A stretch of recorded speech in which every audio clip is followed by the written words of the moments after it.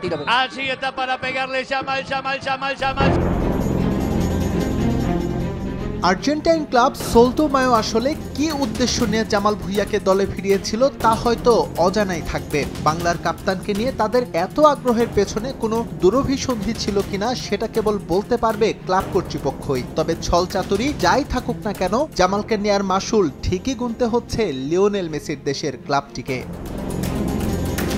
জামালকে বড় স্বপ্ন দেখিয়ে শেখ রাসেল থেকে আর্জেন্টিনা উড়িয়ে নেয় সোলদো মায়ো। সর্বোচ্চ মূল্যায়ন করে ম্যাচে পেনাল্টি কিক নেওয়ার মতো গুরুত্বপূর্ণ করে তোলে তাকে। তবে হিসেব গরমিল হয়ে যায় বেতন পরিশোধের বেলায়। খুব অল্প সময়েই সত্যিকারের রূপ বেরোতে থাকে আর্জেন্টাইন ক্লাবটির। প্রকাশ্যে আসে প্রতারণার চিত্র।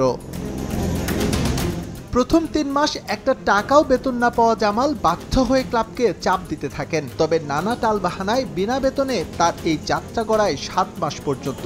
এক প্রকার বাধ্য হয়ে ১.৫ বছরের চুক্তি টার্মিনেট করে দেশে ফিরে আসেন জামাল। পাওনা টাকা নিয়ে ক্লাবের সঙ্গে চলতে থাকে দর কষাকষি। তবে কোনো সম্ভাবনা না দেখে আইনজীবীর মাধ্যমে ফিফার দ্বারস্থ হন লাল সবুজ অধিনায়ক। এলো বেক্সিমকো বন্ড ১৫% মুনাফায় সর্বোচ্চ হারে সবার উপরে।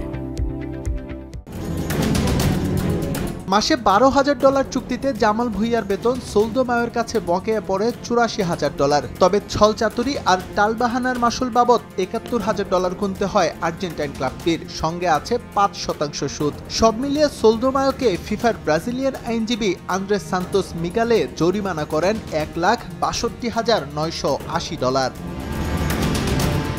বাংলাদেশি টাকায় মোটা অঙ্কের অর্থ পেতে যাচ্ছেন জামাল ভুঁইয়া, যার পরিমাণ প্রায় ২ কোটি টাকা। তবে এখনই অ্যাকাউন্ট পরিপূর্ণ হচ্ছে না বাংলার কাপ্তানের, কারণ ফিফার এই সিদ্ধান্তের বিপরীতে আপিলের সুযোগ থাকবে সোলদো মায়োর। সেটা আগামী ১০ দিনের মধ্যে করতে হবে ক্লাবটির। সেখানে ফিফার এই রায় বহাল থাকলে টাকা পরিশোধে বাধ্য থাকবে কর্তৃপক্ষ।